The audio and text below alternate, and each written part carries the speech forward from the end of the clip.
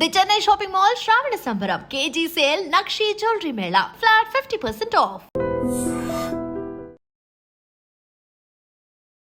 కాళ్ల పారాని ఆరకముందే ఓ నవ వధువు పెళ్లి కూతురు బలవన్మరణానికి పాల్పడిన విషాదకర ఘటన సత్యసాయి జిల్లా సోమందేపల్లి మణికంఠ నగర్లో జరిగింది. అయితే పెళ్ళయి కొన్ని గంటలు మాత్రమే అయింది. సాయంత్రం అందరూ చక్కగా ఎవరి ఏర్పాట్లు వాళ్ళు చేస్తున్నారు. ఫస్ట్ నైట్ కార్యానికి సంబంధించినటువంటి ఏర్పాట్లు అందరూ చేస్తూ ఉండగానే ఈవినింగ్ 4 గంటల ప్రాంతంలో ఆ అమ్మా నాన్నకు హర్షిత, నాన్న నాకు ఈ పెళ్ళి ఇష్టం లేదు, మీరు నన్ను బలవంతంగా పెట్టడం వల్లే నేను ఈ పెళ్ళి చేసుకున్నాను, కానీ మరి కాసేపట్లో కార్యానికి సంబంధించి ఏర్పాట్లు కూడా జరుగుతున్నాయి, ఇంట్లో ఫస్ట్ నైట్ కూడా జరగబోతోంది. ఇక నేను ఇప్పటికైనా మీ ముందు ఓపెన్ కాలేకపోతే, నా పరిస్థితిని మీకు చెప్పుకోలేకపోతే ఇక నేను నరకం అనుభవించాల్సి వస్తుంది తర్వాత అంటే, అప్పుడు ఆ హర్షిత వాళ్ళ నాన్న, అదేంటమ్మా ఇప్పటి వరకు బాగానే అయింది కదా, ఎంగేజ్మెంట్ జరిగి 2 నెలలు అవుతుంది, పెళ్ళి కూడా అంతా చాలా గ్రాండ్గా జరిగింది, ఇప్పుడు వచ్చి ఇలా చెప్తున్నావేంటి అని నచ్చజెప్పే ప్రయత్నం చేశారు. కానీ హర్షిత నాకు కొంచెం టైర్డ్గా ఉంది, నిద్ర వస్తుంది, కాసేపు నేను రెస్ట్ తీసుకొని వస్తానని చెప్పి వెళ్ళింది. అయితే ఎంతసేపటికి కూడా హర్షిత బయటకు రాకపోవడం వల్ల ఆ గదిలోనికి వెళ్ళి డోర్లు కొట్టి చూస్తే గనక ఆమె పలకటం లేదు. ఆ డోర్లు విరక్కొట్టి లోపల చూసేటప్పటికి ఫ్యాన్కి ఉరి వేసుకొని తన కూతురు కనిపించింది అంటూ ఆ తండ్రి పోలీసులకు ఇచ్చినటువంటి కంప్లైంట్ని ఆధారంగా చేసుకుని సోమందేపల్లి పోలీసులు అయితే ఇన్వెస్టిగేషన్ మొదలుపెట్టారు. ఎస్ఐ గారు చెప్తున్నటువంటి డీటెయిల్స్ ప్రకారం కూడా ఆ ఫ్యాన్కి ఉరి వేసుకొని గదిలో ఉంది తన కూతురు, ఎంత పిలిచినా పలకలేదు, డోర్లు విరక్కొట్టి చూసేటప్పటికి ఆ పరిస్థితిలో కనిపించింది అంటూ తండ్రి ఇచ్చినటువంటి ఫిర్యాదుని ఆధారంగా చేసుకొని కేసునైతే ముందుకు తీసుకెళ్తున్నా. మొదట అసలు ఏంటి ఆ అమ్మాయి ఆ బలవన్మరణానికి పాల్పడడానికి కారణాలు ఏంటి అనే దానిపైన కూడా చాలా మిస్టరీగా కొనసాగింది ఈ కేసు డీటెయిల్కి సంబంధించి కూడా. ఎందుకంటే హర్షిత పేరెంట్స్ ఇప్పటి వరకు ఒక వాదన వినిపించారు. అమ్మాయికి ఇష్టమైన పెళ్ళే, పెద్దల సమక్షంలో పెళ్లి చేశాం, ఇష్టం కాబట్టే ఎంగేజ్మెంట్ అయిన దగ్గర నుంచి పెళ్లి జరిగిన వరకు కూడా చాలా గ్రాండ్గా అయింది, తను కూడా చాలా సంతోషంగా ఉంది, ఫొటోస్ కావచ్చు మొత్తం అన్ని తంతుల్లో కూడా చాలా హ్యాపీగానే ఉంది, అలాంటిది ఏమీ లేదు. తన ఫ్రెండ్స్ కూడా హైదరాబాద్ నుంచి 10 మంది అబ్బాయిలు, ఒక అమ్మాయి కూడా వచ్చారు. నిన్నటి వరకు కూడా అంటే ఆగస్టు 4వ తేదీన మ్యారేజ్ అయింది.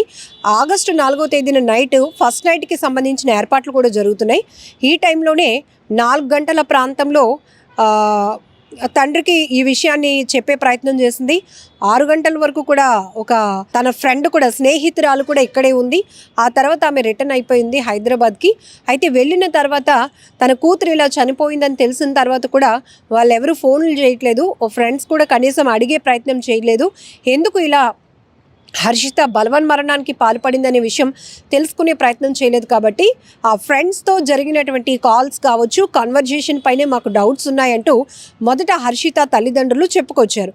అయితే పోలీసులు తమదైన స్టైల్లో ఇన్వెస్టిగేషన్ మొదలుపెట్టిన తర్వాత ఈరోజు ఎస్ఐ రమేష్ గారు కూడా చెప్పినటువంటి వివరాల ప్రకారం పేరెంట్స్ ఇద్దరు కూడా వచ్చి, ఈ పెళ్ళి తన కూతురికి ఇష్టం లేదు, మేము సర్ది చెప్పి ఒప్పించడం వల్ల పెళ్ళికి ఒప్పుకున్నాను నాన్న, ఇక మరి కాసేపట్లో ఫస్ట్ నైట్కి సంబంధించి ఏర్పాట్లు జరుగుతున్నాయి కాబట్టి ఇక నేను దీన్ని సహించలేను, భరించలేను, ఇదంతా నా వల్ల కావటం లేదు అని చెప్పి ఆమె చెప్పినప్పుడు మేము నచ్చజెప్పాము. కానీ తను రెస్ట్ తీసుకుంటాను అని వెళ్ళింది, కానీ ఇలా గదిలో ఉరి వేసుకొని కనిపించింది అంటూ ఆ తండ్రి మొత్తం వివరించడం వల్ల పోలీసులు ఇప్పుడు అదే విషయాన్ని చెప్తున్నారు. అయితే తండ్రి ఈ రకమైన ఫిర్యాదు చేసినప్పటికీ కూడా ఇప్పుడు ఈ అమ్మాయి ఒక పెళ్లి కూతురు ఇంత పెళ్ళైన గంటల వ్యవధిలోనే కార్యానికి సంబంధించి ఏర్పాట్లు జరుగుతున్న టైంలోనే బలవన్మరణానికి పాల్పడడం వెనుక బలమైన కారణాలు ఇంకేమైనా ఉన్నాయా? సో దీనికి సంబంధించి లోతైన దర్యాప్తు కొనసాగించిన తర్వాత ఈ కేసుకు సంబంధించి పూర్తి డీటెయిల్స్ అయితే మీడియా ముఖంగా వెల్లడిస్తామని కూడా సోమందేపల్లి ఎస్ఐ గారు చెప్తున్నారు. సో ఇక్కడ మనం ఒకటే ఆలోచించాలి, బలవంతపు పెళ్ళిళ్ళు దీనివల్ల చాలా వరకు అటు అమ్మాయి కావచ్చు, అబ్బాయి కావచ్చు, బలవన్మరణాలకి పాల్పడుతున్నటువంటి పరిస్థితులు మనం చూస్తూనే ఉన్నాం. అలా అని తల్లి తండ్రికి పిల్లల భవిష్యత్తు ఏంటి, పిల్లల భవిష్యత్తు గురించి కానీ వాళ్ళ మంచి చెడ్ల గురించి ఆలోచించే రైట్స్ లేవా అంటే 100% ఉంటాయి.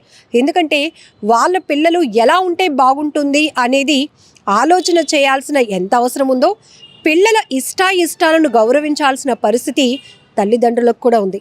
అలానే తల్లిదండ్రులు ఇప్పటి వరకు మనకి ఏం కావాలి, ఏది మంచి ఏది చెడు అని మనల్ని అడిగి పెంచలేదు. కొంత ఏజ్ వచ్చిన తర్వాత, మెచ్యూరిటీ లెవెల్స్ వచ్చిన తర్వాత మనకి ఇది బాగుంటుంది, మనం ఇది చూస్ చేసుకునేటటువంటి ఫ్రీడమ్ కావచ్చు, ఆలోచన శక్తి మనకు వస్తుంది. బిఫోర్ అంతా కూడా మనం పేరెంట్స్ పైన డిపెండ్ అయిన వాళ్ళమే. సో చిన్నప్పటి నుంచి అసలు మన గురించి మనకన్నా మన పేరెంట్స్కే బాగా తెలుస్తుంది. మన మూడ్ ఎప్పుడు ఎలా ఉంటుందో, మనకి ఇష్టమైంది ఏంటి, మనకి నచ్చింది చేస్తే మనం ఎలా ఫీల్ అవుతాం పిల్లలు. కానీ తల్లిదండ్రులకు ఉన్నటువంటి నాలెడ్జ్ యాక్చువల్గా మన మీద మనకి కూడా ఒక క్లారిటీ ఉండదు. ఇక్కడ 2 రకాల కోణాల్లో విశ్లేషణ. ఒకటి, పిల్లల పాయింట్ ఆఫ్ వ్యూలో ఆలోచన చేస్తే వాళ్ళు చేసింది రైట్, వాళ్ళు ఎంచుకునేదే కరెక్ట్ అనుకుంటారు. ఇక్కడ తల్లిదండ్రులు మేమేం చేసినా, మేమేం ఆలోచించిన పిల్లల కోసమే కదా, మా పిల్లల భవిష్యత్తు బాగుండాలనే ఒక మంచి ఆలోచన కావచ్చు, స్వార్థం కావచ్చు, అది మేము పెంచి పోషించినటువంటి పిల్లలు కాబట్టి వాళ్ళ ఫ్యూచర్ ఇలా అయితే బాగుంటుంది అని ఒక డెసిషన్ తీసుకునే రైట్ మాకు ఉంది అంటూ పేరెంట్స్ కూడా చెప్తారు.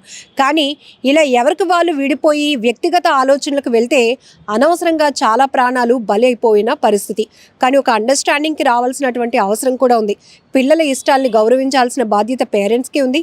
పేరెంట్స్ మన కోసం ఏం చేస్తున్నారు, అది మన మంచి కోసమే అనే పాజిటివ్గా తీసుకోవాల్సినటువంటి ఆలోచన పిల్లలకి కూడా అవసరం ఉంది.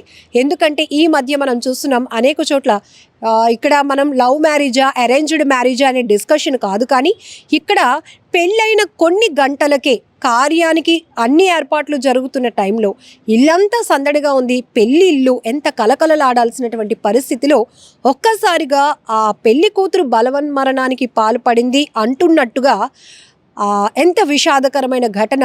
దీన్ని ఇప్పుడు ప్రతి ఒక్కరూ చాలా పెయిన్ఫుల్గా తీసుకోవాల్సినటువంటి ఆలోచన కూడా ఉంది. ఎందుకంటే నిన్న కృష్ణా జిల్లాలో కూడా ఒక నవవధువు, తమ్ముడు సారీరా నేను ఇక్కడ నీకు రాఖీ కట్టలేనురా అంటూ ఆమె సూసైడ్ నోట్లో మెన్షన్ చేసింది. నేను చాలా హోప్స్ పెట్టుకొని వచ్చాను ఈ అత్త ఇంటికి, కానీ నా భర్త వేధిస్తున్నాడురా, నేను భరించలేకపోతున్నాను, అమ్మ నన్ను క్షమించండి, నాన్న నువ్వంటే నాకు చాలా ఇష్టం, నువ్వంటే నాకు ధైర్యం, నేను చాలా ప్రౌడ్గా ఉండేదాన్ని చదువు విషయంలో కావచ్చు, జాబ్ విషయంలో కూడా, నిన్ను చూసే నాన్న నాకు ఆ ధైర్యం వచ్చింది, కానీ ఇప్పుడు పెళ్ళయి వేరే ఇంటికి వెళ్ళిన తర్వాత నా ధైర్యాన్ని కోల్పోయాను, నా ఆత్మాభిమానాన్ని చంపుకోవాల్సిన పరిస్థితి వచ్చింది, నా ఆత్మగౌరవానికి అణువణువున తూట్లు పొడుస్తున్నాడు నా భర్త, నా ముందు వేరే అమ్మాయి గురించి పొగుడుతున్నాడు, నా ముందు వేరే అమ్మాయి పైన ఉన్న ఇష్టాన్ని వ్యక్తం చేస్తున్నాడు, నన్ను చదివించారు, నేను లెక్చరర్గా కూడా పనిచేస్తున్నాను, నేను పేపర్ కరెక్షన్స్ చేస్తున్నప్పుడు కూడా నాపై టార్చరే ఉంటుంది, కొడుతున్నాడు, మంచం కేసు కట్టి కొడుతున్నాడు, టైల్స్ పగిలిపోతున్నాయి, ఇక నేను భరించలేను, ఆడు కొట్టిన దెబ్బలకి నా తలంతా నొప్పిగా ఉంది, నేను భరించలేక ఇక తనువు చాలించాలనుకుంటున్నాను. ఆఖరిగా అమ్మకి, నాన్నకి, తమ్ముడికి కొన్ని మాటలు ఆమె చెప్తూ రాసినటువంటి సూసైడ్ నోట్, ఇది కూడా మీరు ఐ డ్రీమ్లో చూశారు. సో ఇన్ని ఘటనలు జరుగుతూ ఉన్నాయంటే ఈ ఆత్మహత్యలు ఎక్కడ ఆగుతాయి, అసలు దానికి కారణాలేంటి విశ్లేషించుకునే అంత టైం కూడా ఇవ్వకుండానే ఇప్పుడు కళ్ళ ముందు కనిపించినటువంటి వ్యక్తులు క్షణాల్లో క్షణికావేశంతో తీసుకుంటున్న నిర్ణయాల వల్ల ప్రాణాలు బలైపోతున్నటువంటి పరిస్థితి. ఆత్మహత్యలు, అందులోనూ నవవధువులు ఇలా ఆత్మహత్యలు చేసుకుంటున్నారంటే పెళ్లి వ్యవస్థ పైన కానీ, పెళ్ళి అనేటటువంటి ఆలోచనపై కానీ నేటి యువతకి మరి ఇంకా ఎలాంటి ఆలోచన ఉంటుందో, ఎలాంటి డైవర్షన్ ఉంటుందో కూడా మనం విశ్లేషించుకోవచ్చు. ఇటు ఒక్కటి అమ్మాయిల విషయం అనే కాదు, అబ్బాయిలు కూడా చాలా సున్నితమైన మనస్కులు ఉంటారు. సో అమ్మాయిల వల్ల హట్ అవుతూ వాళ్ళ ప్రాణాలు తీసుకోవటానికి కూడా చాలామంది అబ్బాయిలు వెనకాడుగు వేయట్లేదు. ఇటు అమ్మాయిలు అబ్బాయిలు 2 రకాలుగా కూడా ఎవరి తప్పు అని ఇక్కడ మనం వేలు పెట్టి వెతికి చూపించే ప్రయత్నం కన్నా ఈ ఆత్మహత్యలు ఎందుకు ఇంతగా పెరుగుతున్నాయి, దీనికి కారణం కొత్తగా పెళ్ళై ఇంకా ఒకరి జీవితంలో ఒకరు ఇంకా జస్ట్ ఎంటర్ అవుతున్నారు, కానీ పూర్తిగా ఒకరి గురించి ఒకరు తెలుసుకునే అంత టైము తీసుకోవట్లేదు, టైం కూడా ఇవ్వటం లేదు. ఇంతలోనే ఇక చాలు, ఇది మనకి నప్పదు, ఇది మనకి ముందుకు మనం వెళ్ళలేం.